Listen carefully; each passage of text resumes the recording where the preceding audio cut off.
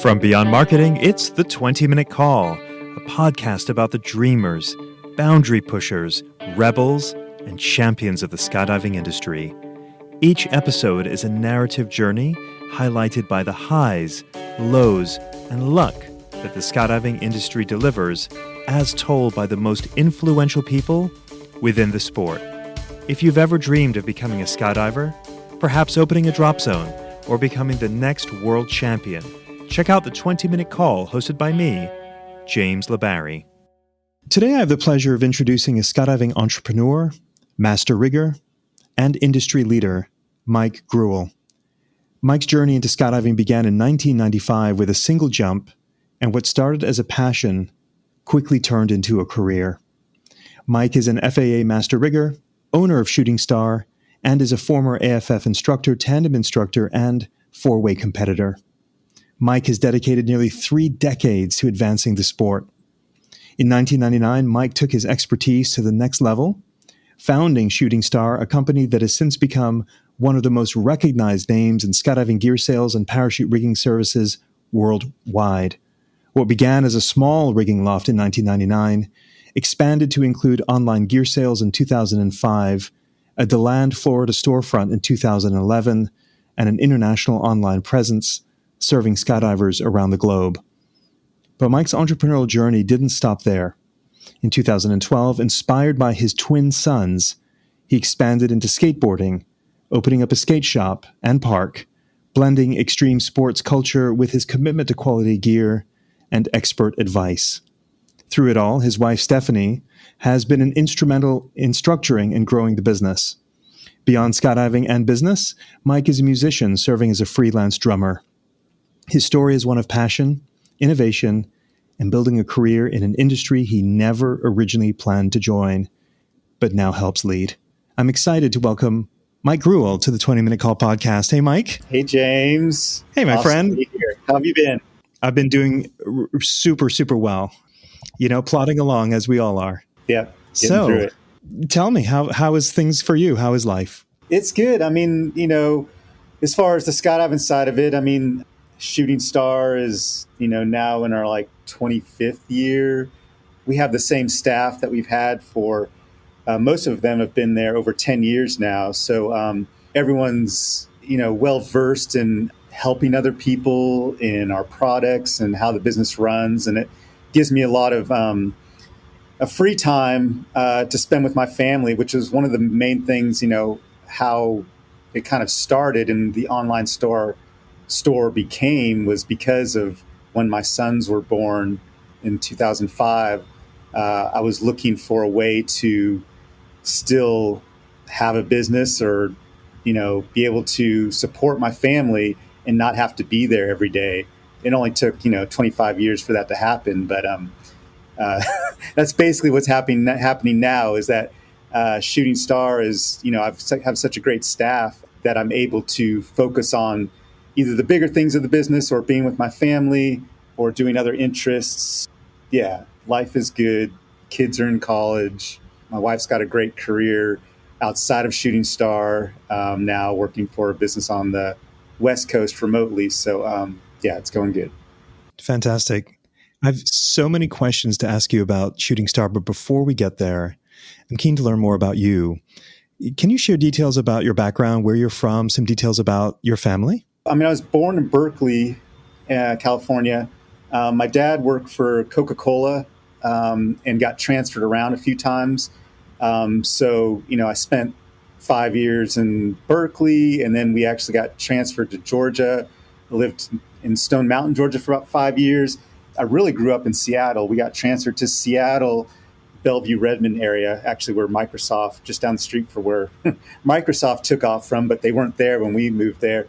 Right after Mount St. Helens erupted, we moved to Seattle, and I basically lived there through, I guess that would be 81 till 97 after the Olympics, something like that. So I went through most of my schooling, a little bit of college, all in Seattle, and was living on my own there until moving to Georgia.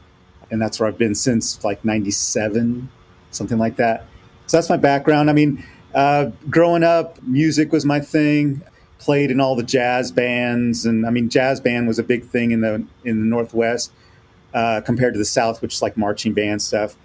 So that was in Seattle. My career per se was music, and I would kind of grew up in the grunge scene or whatever. We were playing out in that same time period of all those bands in the late '80s, early '90s through late '90s or what have you in the Seattle scene. So my background was music.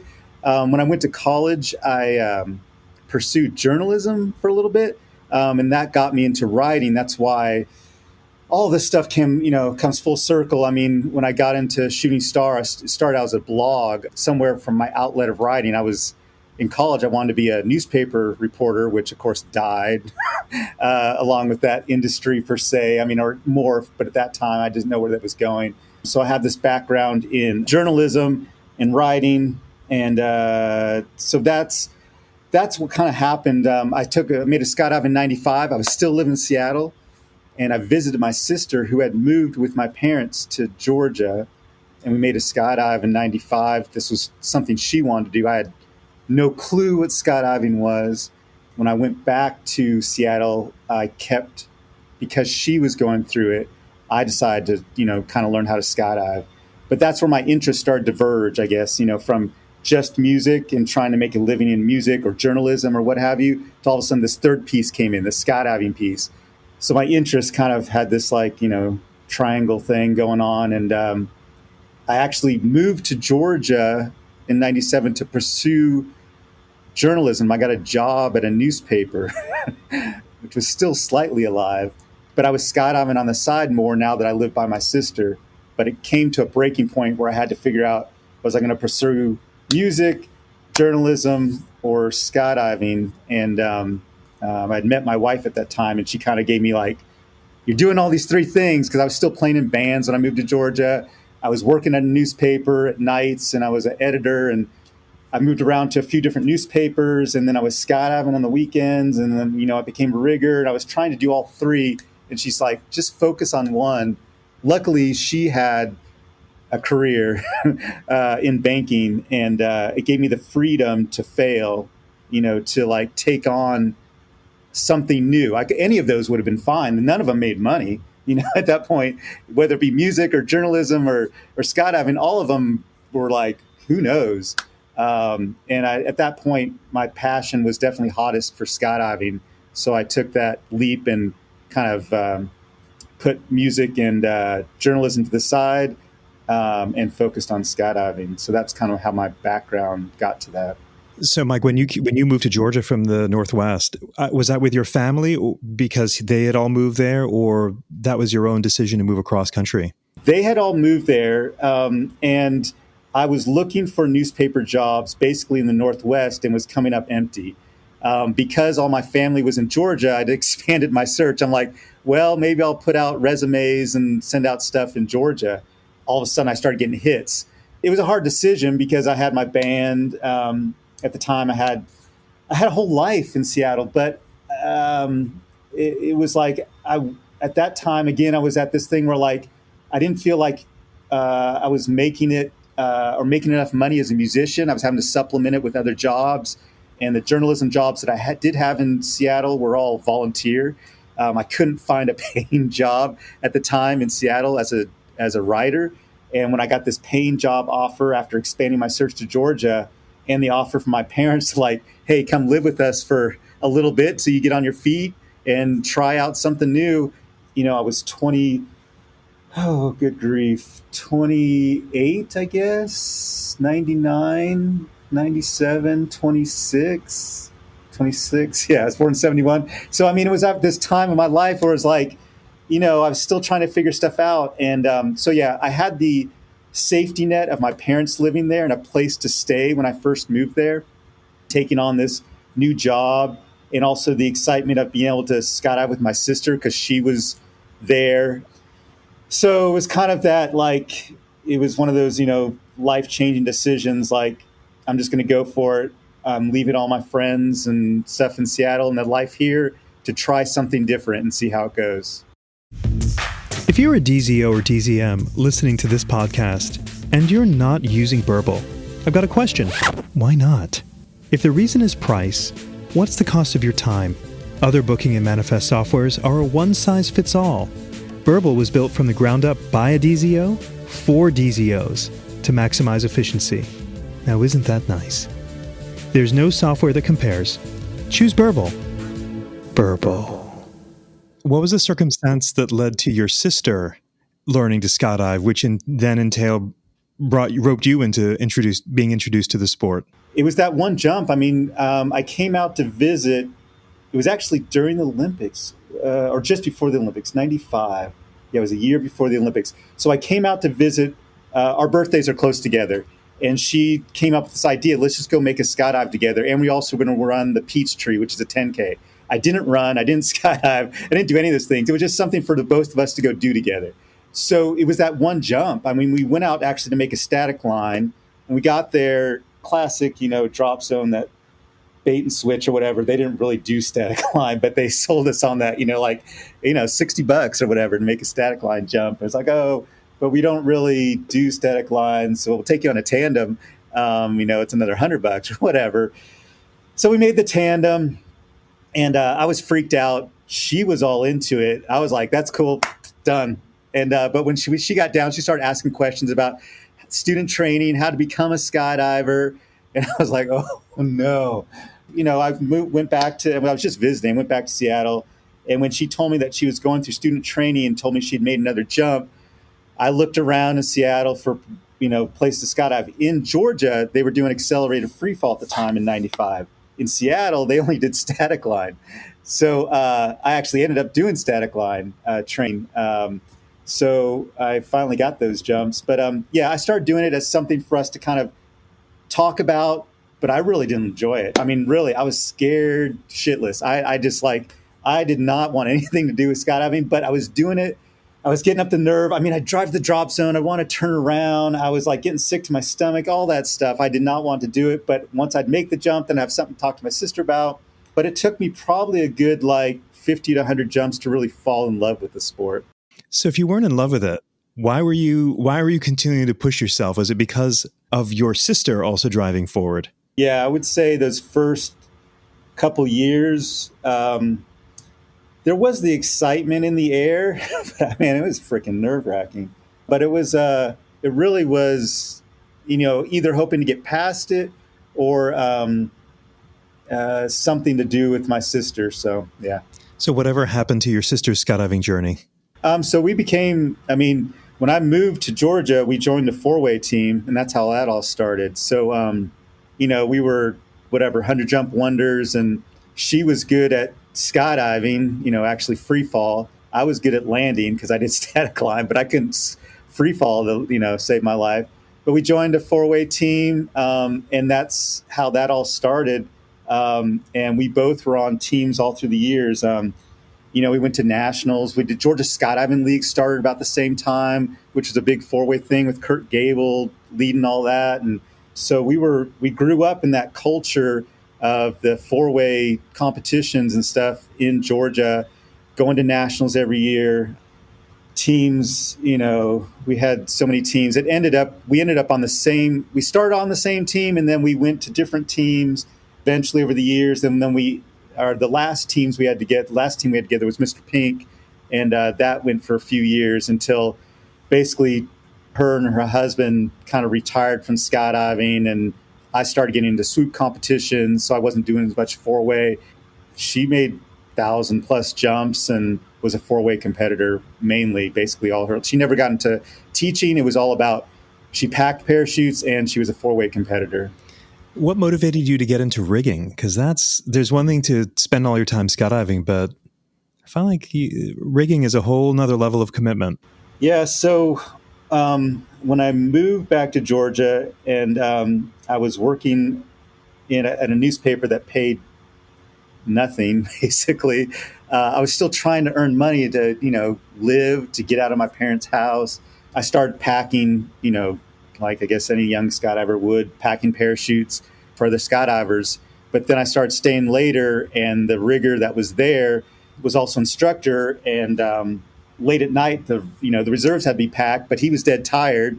I was the young kid just trying to like make some extra money, learn some stuff. And I was very interested in how all the gear worked and how it came together. He would be sitting on the couch and I would be packing reserves. It was something I fell into because there was a need at the drop zone. He didn't have the energy to do all this, but I could do the energy while he sat there and watched me, per se. And that's what I did for about a year. Was like I basically was the rigger, but under another rigger, packing all the the drop zone gear. I had more than enough pack jobs. When I finally, to go get my rating, I went to see Tom Dolphin in Missouri. But when I got there, I had like almost 100 pack jobs of spread around, and he was like, "Man, you just need to get your chest and seat rating while you're here too." And this was the time that I was kind of like trying to figure out if I could make a living in skydiving, or as an option that my wife was talking about, like giving up journalism and music. So it was something I was interested in, but also I saw it as a way to make money in the sport. Yeah, so I went and got my rating, like it was 98, and became a back seat and chest rated rigger. And it really was like I took pride in like how a rig was packed and how it looked and how it was all done. I think more so that I would see other rigs come in, and this guy that I rigged under was really into that. Was like rigs would come in with loops too long, or it just didn't look good, and he was big into that. And I developed that early on, where I was like, man, I can't wait till that rig comes up for repack because I'm going to make that thing look great. And so I took this pride in making sure that everything was fully inspected, more so than it seemed like other riggers were doing. So applying a higher standard. And also when they got the rig back, it was like it looked better than they left it with the rigger. Tell me, Mike, what was the origin of the name Chutingstar? Where did that actually come from? My wife was learning how to skydive at the place that I was jumping at in Cedartown. And we started hanging out and stuff. And one night we were up on the tarmac after a day of jumping, just hanging out and talking about life and what have you. And as we're doing that, we started seeing shooting stars. No shit, this is a true story. This isn't something that's made up. And we counted 11 shooting stars that night. And that became the theme of our life, marriage, sons. My son now has a tattoo of 11 shooting stars going up his arm. When I came back from becoming a rigger and I realized, hey, I could call this a business now that I was packing rigs, and I started collecting some dealerships and stuff like that to start selling stuff. I mean, it was kind of like on my own. I wasn't a recognized like the drop zone dealer, but just kind of picking up those relationships. I decided to call it 11 Shooting Star Rigging Services. Again, going off the theme of our marriage and everything that we saw that night. From there on out, I mean, we decided, we were getting married, and I mean, it just snowballed from there. And my friend Danny Page, when he saw that I had called it 11 Shooting Stars Rigging Services and stuff like that, and we'd be joking around after jumps and stuff, he's like, "Man, you just missed out on like a great name for your business." And I'm like, "What?" He's like, "Dude, Shooting Star." And I'm like, "What?" He's like, "Yeah, like, parachuting, like start with a C, do Shooting Star instead of like that way. It's like it goes back to that." I'm like, "Holy crap." And it's like, and that's what did it. He suggested that. I told my wife, he's like, "That's it." And we switched it from that day forward. So. What a great story. And I was going to ask you how you met your wife, not knowing that it was a drop zone romance. Yeah. It was stress relief for her from working at the Bank of America, well, Nations Bank and then Bank of America. She was learning to skydive just as stress relief. And she also had started skydiving. Her brother had also started skydiving as well. He didn't stay in it too long. She made it end up with like 100 jumps or so. Our honeymoon was actually in South Africa. It was a skydiving honeymoon, but she got injured just before we went. We ended up going anyway, and this was like we did this garden route, and Craig Gerard was the the organizer for the whole thing. It was just like 7 of us. I mean, we were the only couple that was on that. Rest of it was like locals and Craig, and it was just one of those things. But yeah, we met on the drop zone, and that was really a lot of the early part of our relationship, was jumping together and stuff like that. How extraordinary. And of course, as you say, how things all come full circle. She has a background in e-commerce. or maybe that came later. Yeah, her background was definitely banking. So the e-commerce, so she e-commerce came with Chutingstar. So at some point, she too decided, hey, I'm going to help. I had built this business up, and I didn't know what the hell I was doing business wise. I mean, I just was, packing, selling things, doing stuff. And when someone looked at the books, they're like, holy crap, what is going on here? You've got to do something. This is scary. She left Bank of America to kind of help me get the business legally looking good and making sure that everything was like being accounted for and getting the accounting looking right. And at the same time, she learned a lot about websites. She's just one of those people that just dives in. Like, we had a couple friends that would help as web developers and stuff like that, but they weren't like problem solvers. They knew how to develop, but the Steph really, like, when stuff would break, would figure stuff out. And she really learned how to use these programs even more than our web developers. And she learned a lot of that, and then fraud and all that stuff. So she developed a lot of her web and all that type of stuff through Chutingstar.com. And that led her, and all the fraud, that led her into a new business, which was helping out this business called Signified on the West Coast that deals all with online fraud. That's all they do. And she's become a great resource for them because of all her history with Chutingstar and learning all this, and knows what it is for a business to deal with that. So then being able to branch that between a company that specializes in that and how they're going to talk to business about implementing that. So yeah, that all came kind of roundabout through Chutingstar.com. It sounds like you guys were dealing with a lot of fraud through your website for her to be a specialist in dealing with it. Dude, it's crazy. Yeah. I mean, we get, we've learned how to deal with it, but yeah, we've been hit several times. We used to be several times a year. We figured it out, and she's definitely been one that's helped us figure that out. So still happens, but a lot less. We know their tricks.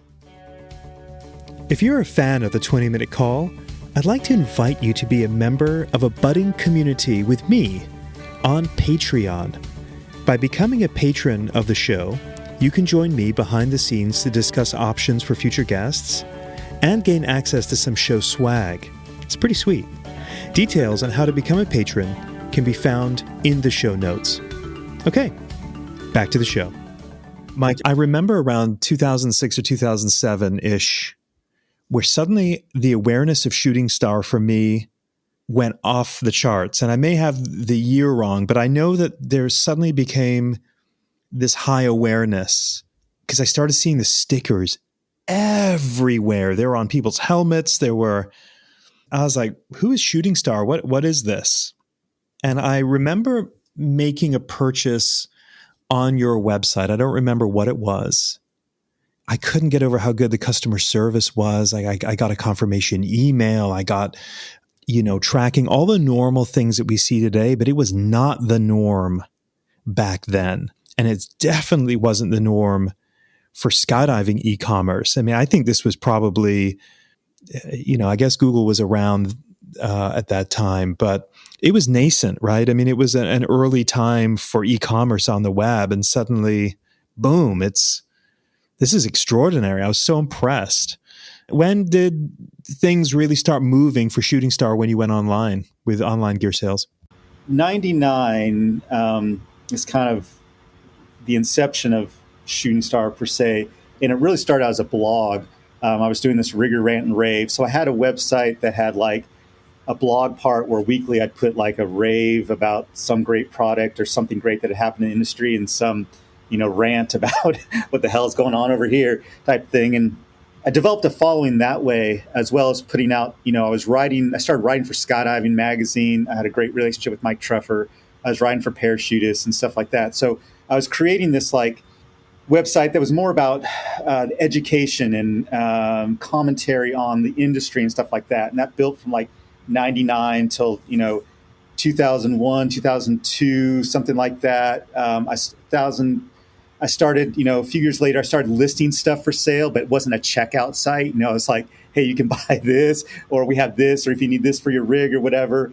But really, yeah, 2005, when I moved to the farm. So I was at Atlanta Skydiving Center across the street, the Skyride conglomerate or whatever. And I broke away and went over to the farm where Hans Paulson was. And when I moved over there, he's like, dude, you not only have the rigging loft, take care of my gear sales. I don't even want to do it. Do your own thing, you know. So I transformed that website with the help of a Georgia Tech student who was also a skydiver, Ben Lee, and he knew how to make, you know, a checkout website, and it was like, it was easy pickings, you know, at that time. Like you said, you'd look around at the world of skydiving and no one really had a checkout website. I mean, it was just so, it didn't take much. It really didn't take much as far as the, you know, the logistics of putting that together. I mean, it took a lot of time, and like, because I write all the descriptions, I take all the pictures, all that, you know, all that type of stuff took time in developing that and putting that there.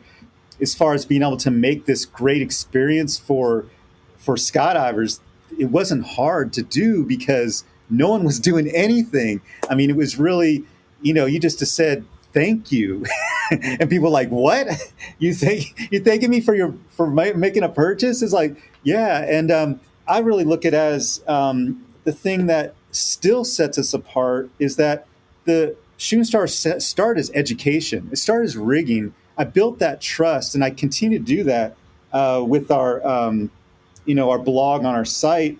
Is like, we're still the only real gear sales place out there that not only sells gear but educates at the same time, and we merge that together. Most gear shops just sell gear, or they're a blog and they, you know, teach whatever. But we've put that both together, and that trust really helped us blow up. So in 2005, when Ben helped me create this first website that was a checkout website, it was integrated with our blog. So we were linking back to articles. I still kept doing kind of a rigger rant and rave type thing, but it morphed more into just like blog articles and stuff like that. But the trust was immediate. So when people are like, well, Mike Gruwell's selling gear, well, I'm going to buy it from him. I've been taking advice from him. I've been listening to him for the last 5 years. It didn't take long for people like, well, yeah, why would I buy anywhere else? Because everyone's just selling me gear, what they want to sell. Mike is selling all this gear, and he doesn't like push one or another. It's like, here's what we have. Here's the benefits of this. Here's the benefits of this. This is why I like this. This is why I don't like this. I was telling things that we sold that I didn't like about them. And I was just very upfront about the education of the sport, the education of the products, and making sure people got what they wanted to jump, not just what, you know, Joe at XY, you know, DZ was the only dealer for this one product. So of course he was going to sell you that, and he wasn't going to tell you about it. He's just like, hey, this is it. This is what you got to get, and this is what you should get, where we would educate. So I think, to me, that's why it really took off. They had this person that they learned to trust, was known in the industry for his rigging. We had this contract with Mirage. We were doing all the service bulletins for Mirage for a while. Rant and rave. My articles were in all the publications. And then all of a sudden we were selling gear, and it was like, well, that's a no-brainer. I know where I'm buying my gear. Remarkable. In preparation for this interview, I actually listened to your interview from 2005 with Skydive Radio. Oh, yeah.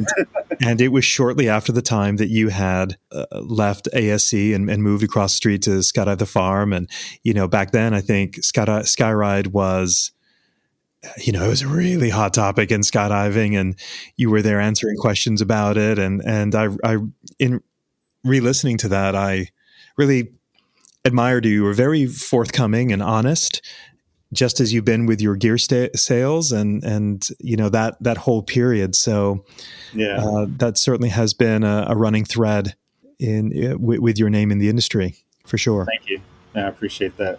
Was there a moment that triggered sort of scalability where, whoa, suddenly things are really starting to move? Not so much. I mean, it nothing like, other than just like when we turned on the site, you know, we started selling stuff immediately. And we turned the back section of the rigging loft was actually just a storage area for some lawnmowers and stuff like that. And Greg Dowdy, who owned the property, let us like basically take that over. And I had a couple guys at Valdo, some people at the drop zone that were really good at, you know, building stuff out, build me basically a storage area, place to ship stuff. You know, I guess that first year or two was the biggest, like, whoa. From there on out, it was a steady growth. I mean, it was like everything made sense. Like when we decided to go off the drop zone, it was like we had grown out that little area that Edvaldo had built us in the back, and we just had too much stuff. And I was at the drop zone, I was getting pulled in too many directions between rigging and instructing and videoing and answering questions, and that I needed somewhere where I could concentrate on selling the gear and running Chutingstar.com, and a quiet place off the drop zone. So we opened up this, 10 miles down the road, we had this warehouse, and that was like the first offsite thing. It was kind of made sense because we just need a bigger place to put stuff and a couple more offices, and it just, it made sense. And I can tell you that in general for skydiving gear sales, it's kind of like owning a drop zone. How do you make money owning a drop zone? You've got to have a $2 million to start with, and then you can make $1 million, whatever. But it's the same thing with gear sales. I mean, while it grew to a place that it's basically leveled out. I mean, it leveled out quick. I mean, I want to say 2005 to maybe 2010, 11, 12, something like that. I mean, it's been about 12 years now where you reach a ceiling. I mean, it's a niche sport. There's only so much it's going to go. And now it's just a matter of continue to serve the skydivers and keep that going and helping people out. But, as far as scalability, it really was that first couple of years was a big thing. And then it kept growing pretty steadily for the next 4 or 5. And then it's reached a ceiling, and it's basically been there the whole time. I mean, there's, the pandemic and Square One kind of going out of business. That gave us a little bump. But then other things happen, and it's basically been the same for 10, 12 years, that it's at this one level, but it's just new customers, new people getting into skydiving, other people's getting out of skydiving, other people have been in skydiving, repeat people, new articles, all that type of stuff. But it's basically reached this point where it's like the business is what it is.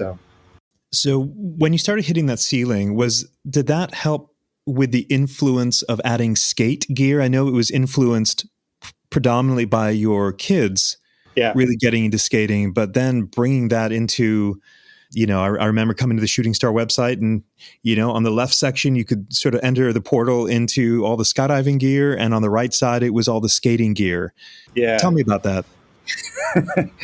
Overview, it was a failed proposition. So I will tell you that it was great. That was part of the thing, James. We did hit that ceiling, and that was one thought. Well, let's add skate, and we can do everything that we've done in skydiving, replicate it in skateboarding, and have us a chance to go through that ceiling and have a different, level of business. And we hired more people.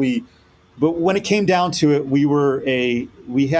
in the current warehouse that we had another space that was part of the lease deal, but we didn't use. It was just too much space, but it was all included, and we would just keep junk back there. And we ended up had a friend that had an outdoor park in Atlanta, and he had to close it because it was being built into apartments or what have you. So he gave me, or a really cheap price, I bought all his ramps, put them all in there, and I had another guy that basically built it. And the original reason I built it was we had this open space. My kids were getting into skateboarding, and I wanted a place for them, after school, they'd come skateboard here at the park while I was working and Steph was working, and just a place for them to be and hang out. As soon as we finished off putting those ramps together and finished out the skate park, we had people knocking on the door from the community like, hey, can we come skate? Hey, can we come skate? I'm like, oh God.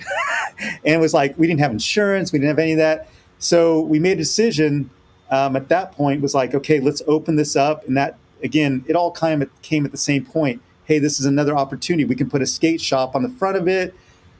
We could, divide our site into two. There's some crossover stuff. Oh, wouldn't that be cool? So we went for it. We hired more people. We staffed the skate park. We had the skate shop. We put it online. We hired this company, that Blue Acorn, that helped us develop this site that was going to, bridge skydiving and skate together. But long story short, it failed. I mean, the good thing was that I had a place for my kids for a while. We really served the community for a few years. It lost a hell of a lot of money. No money was made on that skate park. Everything was lost. There was that, it sucked money, unfortunately, out of the skydiving part of the business. But it was a chance it was 5, 6, 7 years, something like that, where I had a place for my kids to skateboard. We developed a lot of great relationships within the community and the skateboarding community. It developed some relationships that we keep to this day for other products that we sell within skydiving. So there are some things that we went into and were able to keep, which was kind of interesting. The thing was, it was a huge fail, mainly when the website launched. To be honest, when we went from skydiving website, everything was skydiving. When you add skateboarding or another thing into that, you plop it on the freaking internet world. Google says, "What the fuck is this?" And they don't know where to send traffic, and they just pushed us down and down. Like, we don't know what this is. Skateboarding, skydiving. Okay, we're going to give, Joe's Skydiving Shack who was like, "Whoa, wait, I'm getting all these people calling me," and stuff like that. The way the site launched, we lost all our metadata. It really was a bundled launch. I mean, they really screwed us. Part of it is our eyes weren't on the ball. I mean, there was stuff that we should have seen, but we didn't know, and we didn't realize how Google was going to look at this. I mean, Google is like, whatever, they rule the world, and they can make you win, they can make you lose.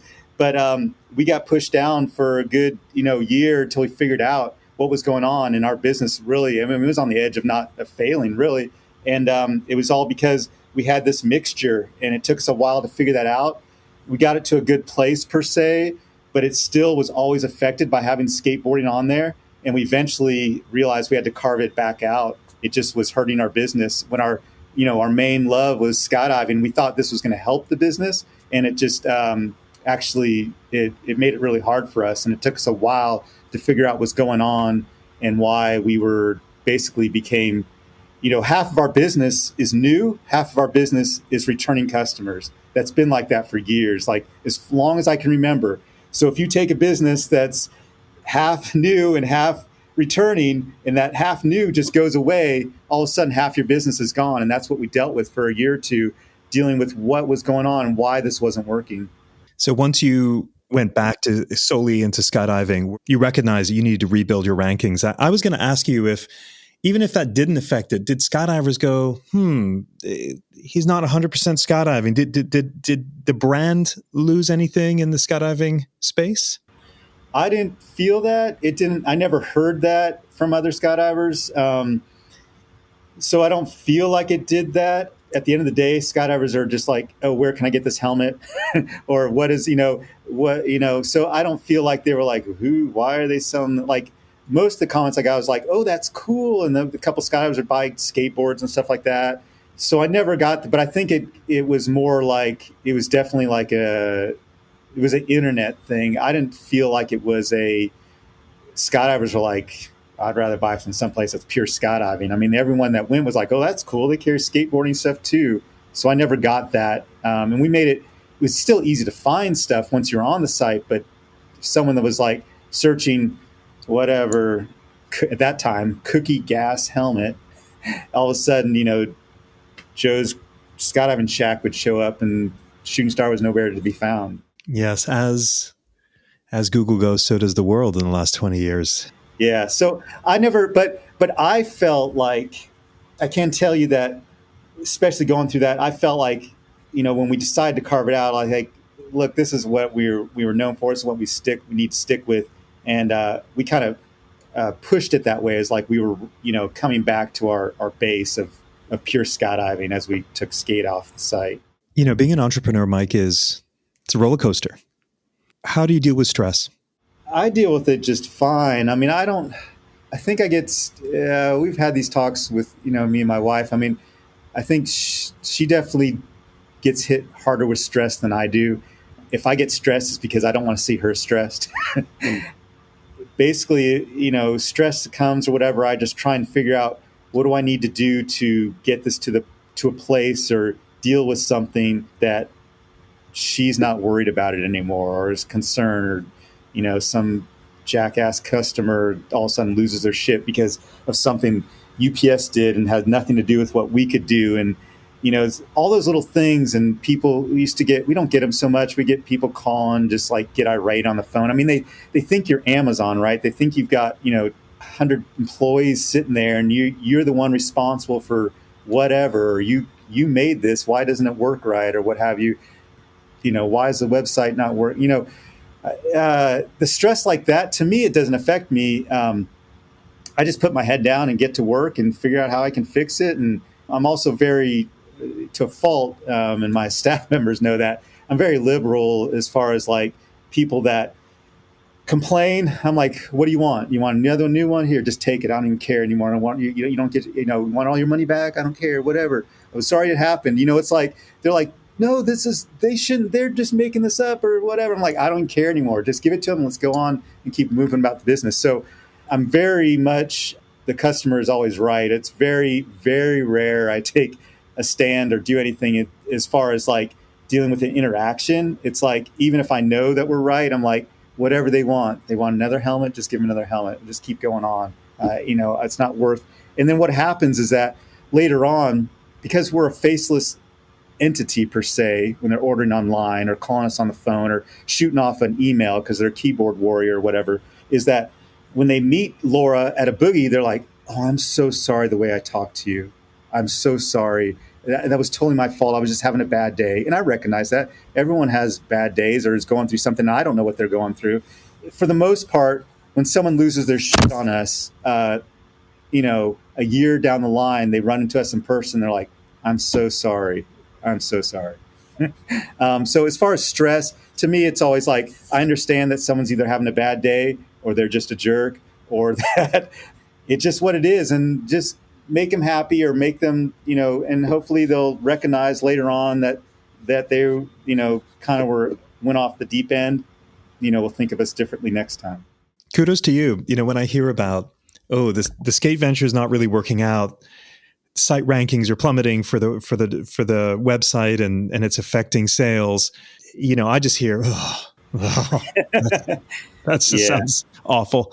And I want to give you some public praise here. I was reading through the Google reviews for Chutingstar, and there's a 1-star review you guys received in 2020, where someone is very unhappy that delivery time on their rig is gotten excessive.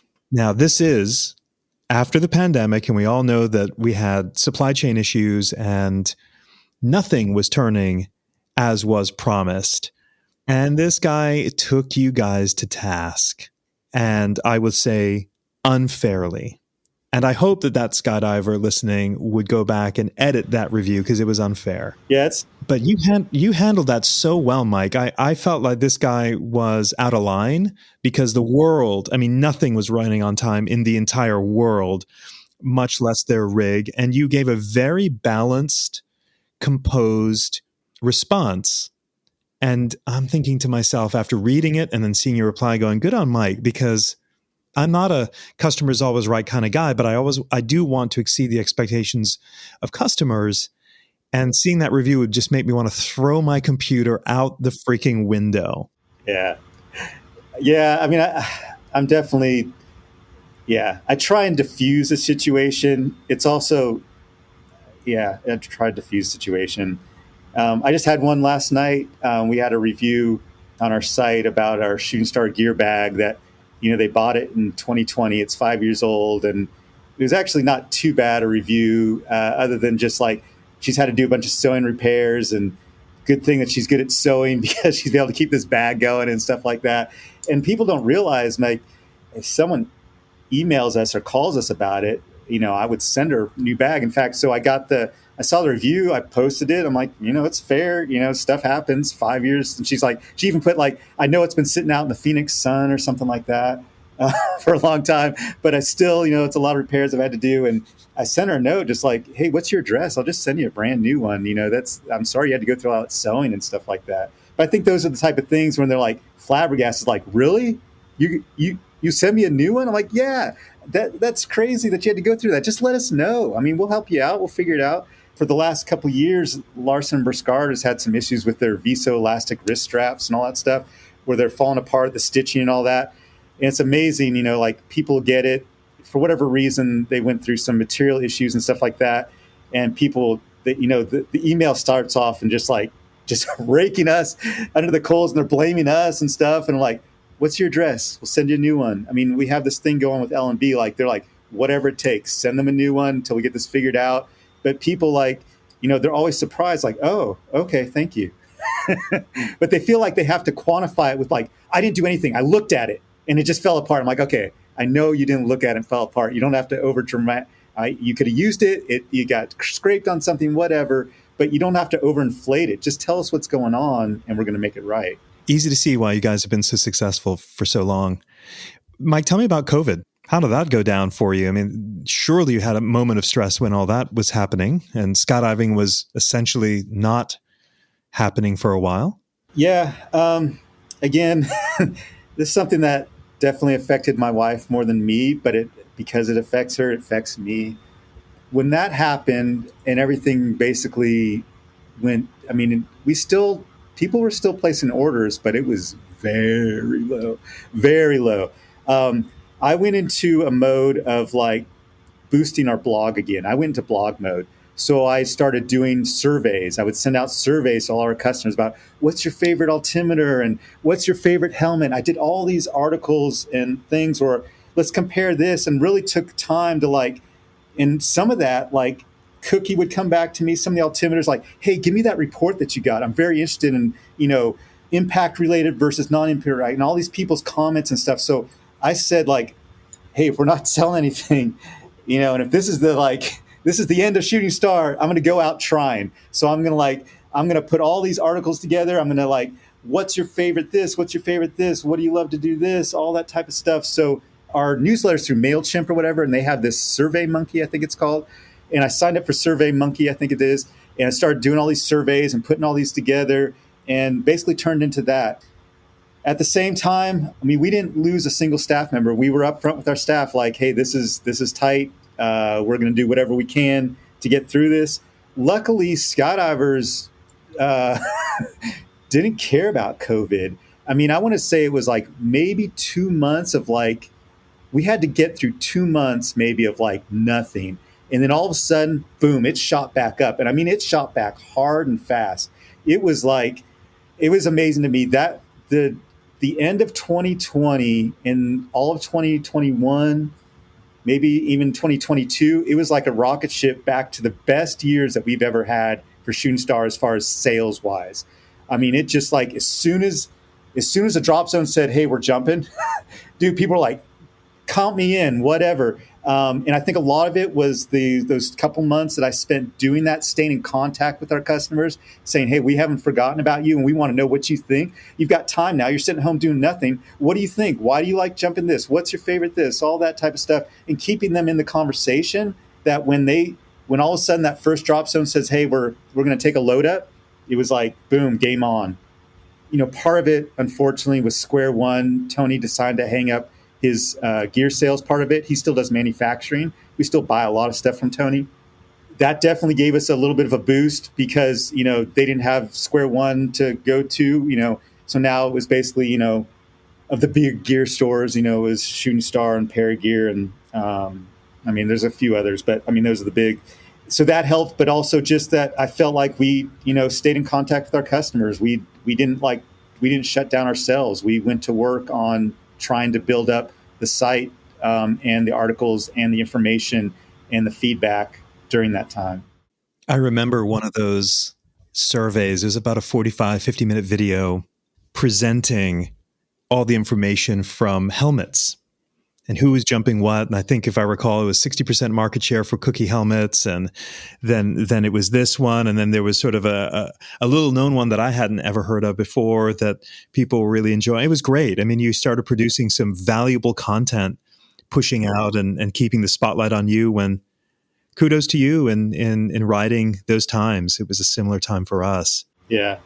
I guess I pride myself, over the years, Chutingstar it's not about me. It's become about the staff members. I mean, I've been able to create a place where they can have a career, they can have a life, they can go to work, and then they can go on vacation. They can do stuff after hours. I mean, it's like I really pride myself in the people that we have working for us, that I've helped create an opportunity or a life for them that they can a way to make a living and and live their best life, doing whatever they want to do. And so that was really important for me. One of the things we thought about doing early on was, cutting staff and just trying to, but we put our own money on the line and we figured it out. I mean, it paid off. We were able to keep all the staff members, and we ended up hiring actually one back, which was great. So, Mike, what does a typical day look like for you? Typical day.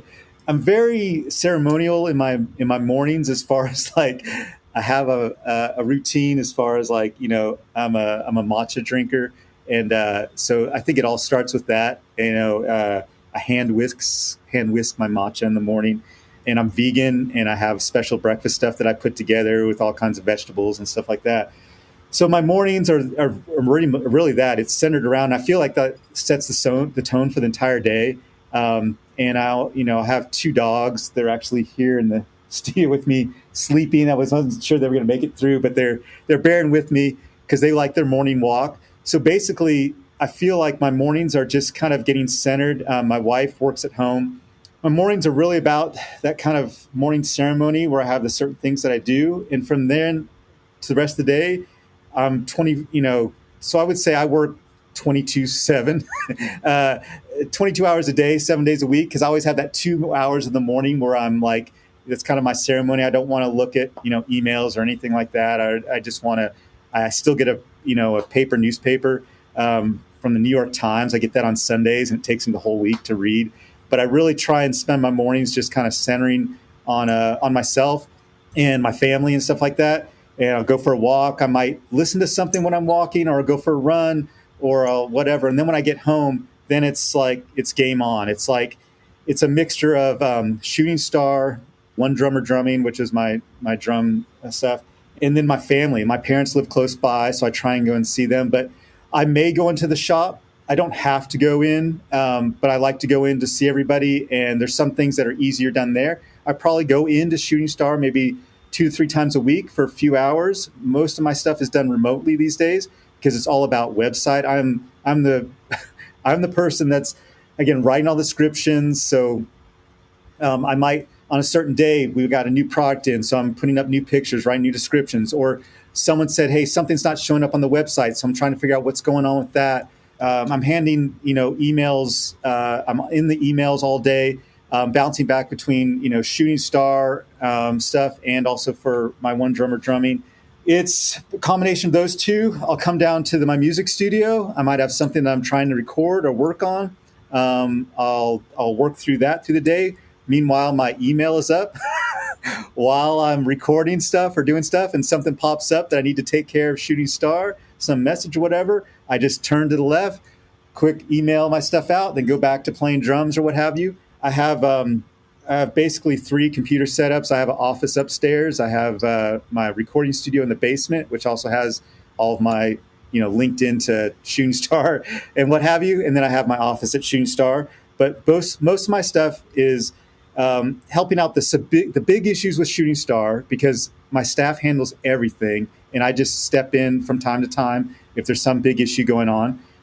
From making sure that we're carrying, I'm the one that deals with reorders, and so I'm reordering all the relationships with the vendors as far as stock and stuff like that. So I keep track of all the stock. So I personally still do all the reordering, all the website maintenance. We do have a company that does the big stuff, but I do all the minor stuff that deals with the website, and all the products and adding products and website and blog, blah, blah, blah, blah, blah, all that type of stuff, critical emails, and then just making sure the staff's good, and I fill in as needed. So if Austin, who does all our shipping, and we're definitely specialized people. We have Laura, who does all the custom gear sales. She works mostly remotely, but custom gear sales, and does our boogie tour. So anyone that's ordered a container or a canopy that's custom, she handles that. We have Henry, who works the shop in Marietta and answers the phone all the time. So and he does most of our YouTube videos. So he does all of those for Chutingstar. We have one guy, Austin, that does all the shipping. We have one guy, Taylor, that does all the receiving, and we got Big Steve that does all the rigging. And I'm Mr. Fill-In. So Laura goes on vacation, I'm doing custom gear sales. Henry goes off, I'm working the shop. Austin needs a day off or something happens, I go and ship packages. Taylor needs some time off, I go and receive. Steve needs some time off, I go and do some rigging. So it's basically, I do all my stuff and then I fill in as needed. Awesome. Awesome. I think it speaks volumes about you that you've had such little turnover.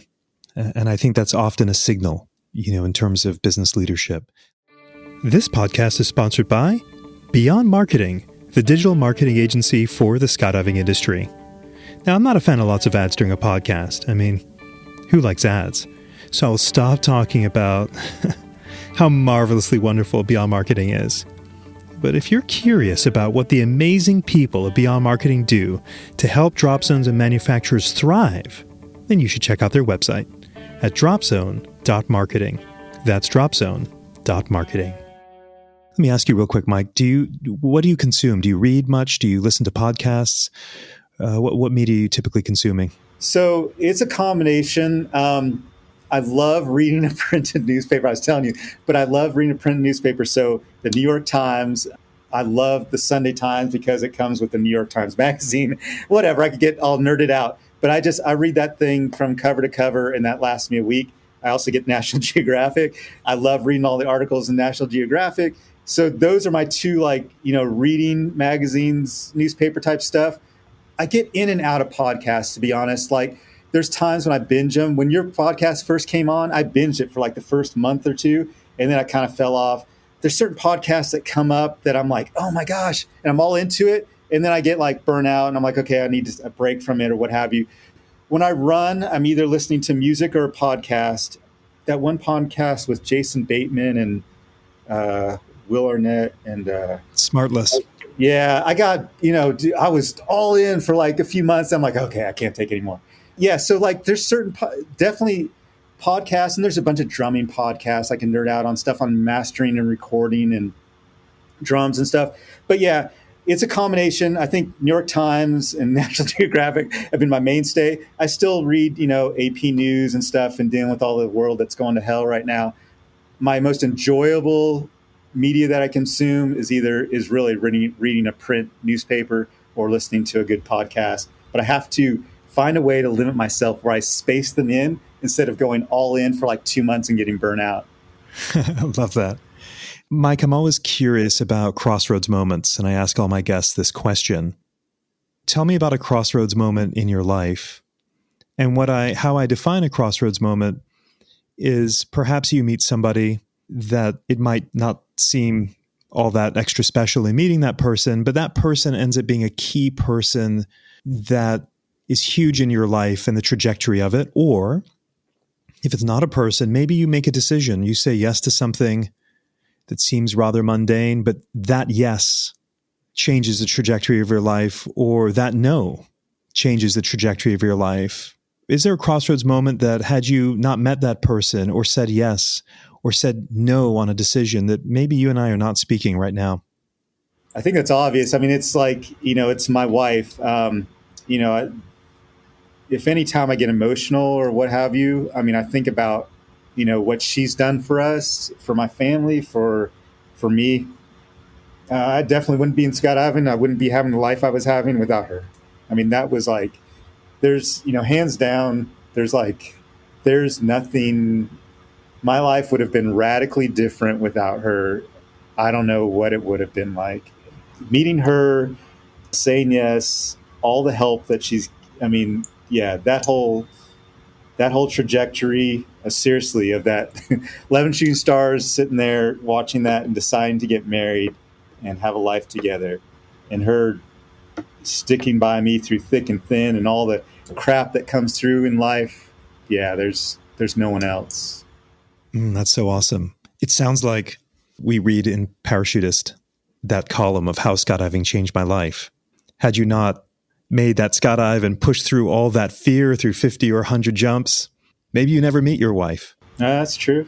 I mean, that's true. I mean, we definitely met because I got into skydiving. I mean, you could relate it all back to that even further. Yeah, that deciding to go through student training, that second jump, I guess, would be it. First jump, I was like, whatever. But the second jump of kind of making that commitment to go through student training and my sister sticking with it, that got me to the point to meet her for sure. That's beautiful. Mike, it's been such a pleasure speaking with you. I'm so grateful for your time. The beauty of this podcast is I know Mike Gruwell. You and I have chatted, but I don't know anything about you until today. In terms of the personal stuff and your journey, it's, to me, makes this podcast so worthwhile because so many relationships I've had in skydiving, particularly with people that I admire, I want to get to know them. But usually we're passing, it's at the drop zone. You're on a 20 or everyone's in motion. Yeah. And to be able to sit down and even at the bonfire where everyone's just chit-chatting, but to have that one-on-one, tell me about who are you? It's awesome. And so I'm very grateful. I think our listeners will really have enjoyed learning more about you today. Thank you so much, Mike. It's been a real pleasure. Absolutely. Looking forward to talking to you more, James. Cheers. Likewise.